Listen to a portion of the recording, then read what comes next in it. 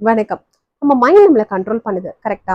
இது ஒரு எக்ஸாம்பிள் வச்சு சொல்றேன். ஒரு 10 பேர அதாவது ஒரு இலைக்கு அவங்களுக்கு அலர்ஜி இருக்கு. ஒரு விதமான இலைய சாப்பிட்டாலுமே அவங்களுக்கு அலர்ஜி வரும். ஒரு 10 பேர சூஸ் பண்ணி 5, 5 பேரா பிரிச்சு வேற வேற ரூம்ல போட்டுர்றாங்க.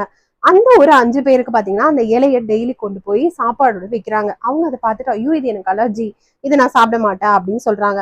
இன்னொரு 5 பேருக்கு அந்த இலைய வேற விதமான ஒரு ஃபார்மேஷன்ல பவுடர், இல்ல அந்த கறியில கலந்து குடுக்குறாங்க. ஆனா அவங்களுக்கு அந்த இலை அதுல இருக்குன்னு தெரியாமயே சாப்பிட ஆரம்பிக்கிறாங்க.